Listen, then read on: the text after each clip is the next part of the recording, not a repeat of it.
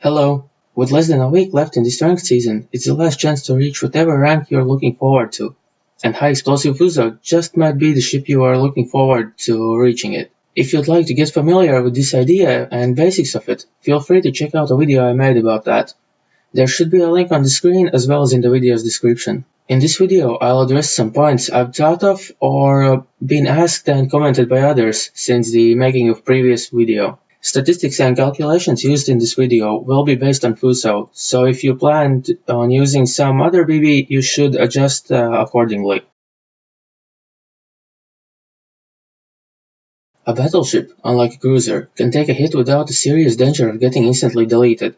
That's as far as that idea goes. As for the battleship's selection, it's mostly a personal preference in my case, although Fuso seems to be one of, if not the best choice for this. For that you need to compare some basic stats. Fuso's got 12 guns, only New Mexico and Arizona have that heavy broadside firepower. What Fuso's got over them is the fact that her guns are split into 6, not 4 turrets, so in a case of turret getting knocked out, Fuso will lose less of its firepower. Also, Japanese accuracy tends to be more favorable than American or German. As for others, Dunkirk's accuracy is pure RNG, and it's hard for me to comment on Warships as I've never played her. As for the armor scheme, while it's not the best for its tier, some high armor zones make it much more resistant than other ships of its tier. I'll get to this more towards the end of the video. While Fuso's not the most maneuverable with below average turning radius and rather average rudder shift, she can still outrun most BBs of her tier, allowing her to quickly change positions and adjust to the dynamic of battle much easier. Ability to reposition combined with the best firing range, as well as average gun traverse speed, allow Fuso to engage targets of opportunity wherever they pop up as long as there isn't an island blocking the way. Obviously, if you personally prefer some other BB, go with it. Chances are, much of the idea stays the same. It's just a different ship you're using for the same goal. Interesting point I was asked about was if I use IFHE. Well, normal high explosive armor penetration would be 58mm. With IFHE, you get that up to 76. While I personally don't use it, I can see the point for it. I'll be touching on the armor profiles later, but in general, while this will have almost no effect on your abilities to deal with enemy battleships, it would improve your high explosive performance against the enemy cruisers. Although in this case I still believe that firing armor piercing at a cruiser is the preferred way to go, as long as it's not a snapshot at the target or maybe the first salvo on it. Similar idea goes for Demolition Expert. Should you use it to increase your fire chance? Well, let's assume you land 40 hits in a game, and 2/3 of those are penetrations, so they stand a chance to set a fire. On the screen right now you can see your expected or predicted fires that you would set in that game. As you can see, the variation between them is not particularly large.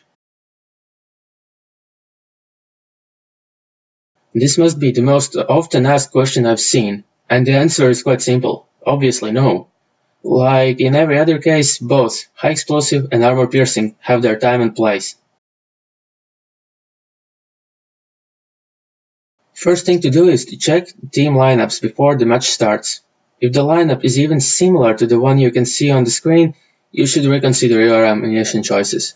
You're running high explosive to deal with enemy battleships, not cruisers. Look through the lineup, weigh out your options, and target priorities. There are BBs you can deal with using just your armor piercing, like you usually would. There are BBs who will give problems to your high explosive. Always plan ahead. Just because it was a good idea to use one type of shell previously, doesn't mean you need to continue using that throughout the rest of the game. Despite your long reload, don't be afraid to switch your ammo in the middle of battle. Adapt to the situation, keep an eye on what enemies have left in their lineup, and play accordingly. The general idea of this tactic is simple. You prioritize high explosive against battleships, armor piercing against cruisers, and whatever you have loaded for destroyers and carriers.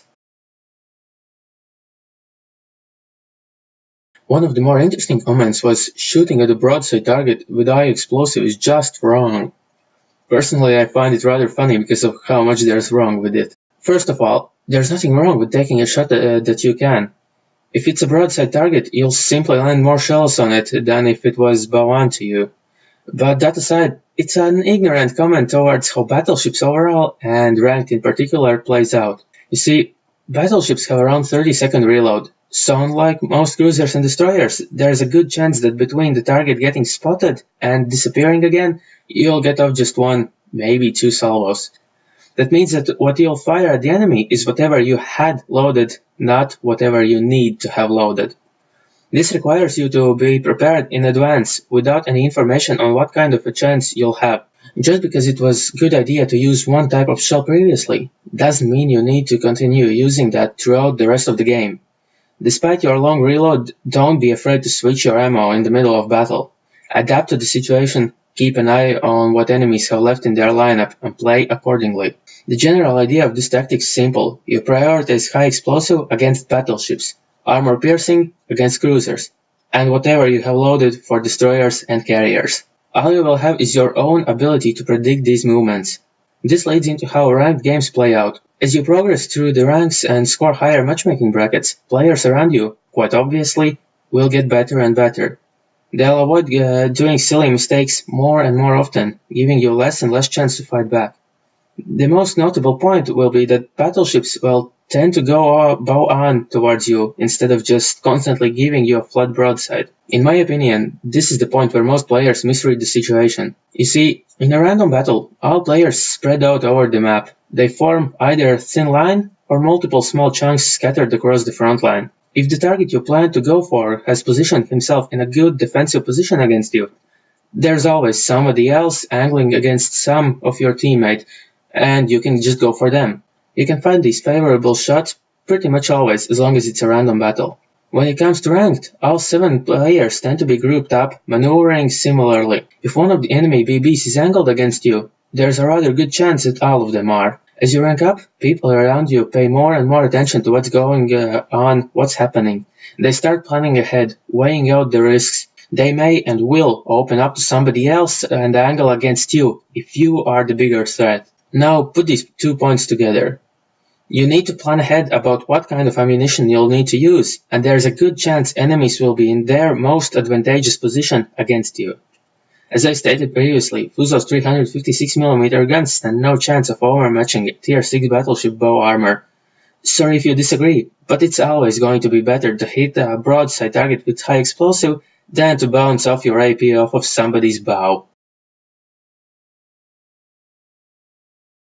Usually, as a cruiser or destroyer, after setting your first fire, you would correct your aim to hit a different section of the ship and set some more. Their accuracy obviously allows for it. At the same time, Fuso's dispersion, when aiming for the center mass of the enemy battleship, already covers all of it. You easily can set fires up to 3, maybe even all 4 sections in the same salvo, so your best call would be to always aim for the superstructure, aka the exact center of the enemy ship, with slight adjustments to increase your chance of setting a fire on bow or stern areas.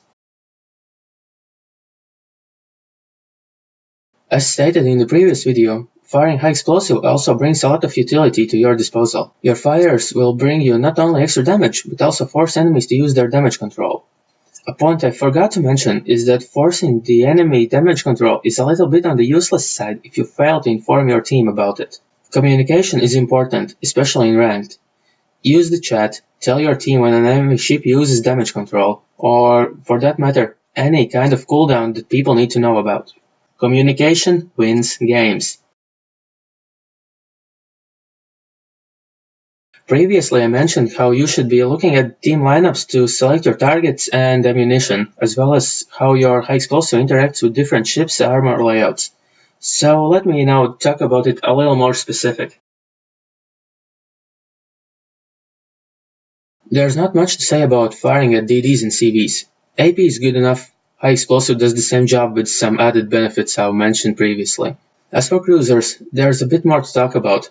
I still believe that the best ammunition choice for firing at a cruiser is armor piercing, but just as I said previously, your first salvo is going to be whatever you already have loaded, and the situation might require you to keep firing your high explosive instead of switching over to the IP.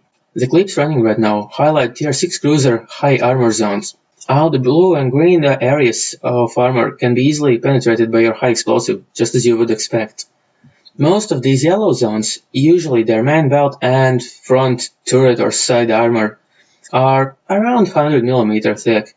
But as you may have noticed, there are still quite a few zones that are around 70 to 76mm. Why would this be important? Well, IFHE on Fuso can penetrate 76mm of armor. If you can't be bothered to switch to AP, or simply don't have the game knowledge and or situational awareness to know when and why to switch over ahead of time, this is the point where IFHE would actually be of a benefit to have. Surprisingly enough, Fuso every now and then can actually stand up to enemy high explosive fire. Almost whole waterline is protected with thick enough armor, but let's face it, when you fire HE at a ship, you usually don't aim for the waterline. You're gonna go for the superstructure and decks, and that's where Fuso's armor belt covering its secondary batteries comes in. High explosive just won't be able to penetrate it.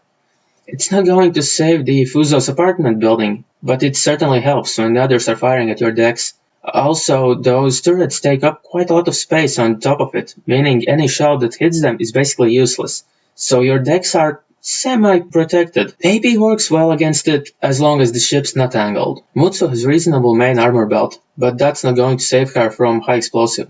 On the other hand, there is a trollish deck armor zone behind her superstructure, thick enough to absorb HE as long as you don't run IFHE. It's one of only 2 armor zones on tier 6 BBs between 59 and 76mm thickness, and it's probably the most impactful one. While her protection against AP seems to be better than that on the Fuso, it's still nothing to brag about. Bayern, definitely your biggest pain in the ass as far as tier 6 BB protection is considered. Most of its outer shell is thick armor belts. Main belt, secondary batteries belt, everything around them protected. Your high explosive is going to be effective only on Bayern's bow, stern, its decks if you can hit them, and superstructure. And even then, the frontal section of superstructure is quite well protected by a rather noticeable conning tower. Sadly enough, your AP isn't going to be much help either. New Mexico. Her outer shell is practically no armor. It's free penetrations all around, as long as you don't hit her turrets. But then again, there's 1 in a million chance to hit that 140mm belt that's barely visible between the torpedo bulge and upper hull armor plating. Except for the stern part, right after the torpedo bulge, where the armor becomes a rather small, but at least noticeable zone. Your AP will score some pens and overpens against an angled target, but it has almost no hope to score a citadel. After New Mexico, there's not much to add for Arizona, as it's pretty much the same armor scheme. Except that the magical 140mm armor zone is even smaller. Warspite, she has reasonable upper hull armor in the center section. It's not going to get penetrated by high explosive. Her bow, stern, decks, and massive superstructure are free penetrations all around though. Her conning tower, which doesn't pose too much of a problem in the first place, is the second of 2 tier 6 battleship armor zones which would be affected by your IFHE. Kind of useful when Warspite's bow on against you, generally meaningless in all other cases. Once again, AP is likely to score penetrations and over penetrations, but quite unlikely to go through to the Citadel. And last but not least, Dunkirk. The only battleship that will pretty much always be, or at least attempt to be, bow on to you. As long as that happens, your AP is close to completely useless as you can't overmatch her bow. Meanwhile, if you exclude her guns, almost a noticeably small conning tower, and in case you get her sights or rear superstructure below the secondary battery tower on the stern section, there's no armor to speak about that could stand up to high explosive fire. It's a battlecruiser, so it shouldn't be expected to stand up against a battleship. And if you get her side or rear, in the case of AP, it's either an overpen or a citadel, quite unlikely to reliably score a simple penetration. Anyway, thanks for watching and good luck in the salty seas.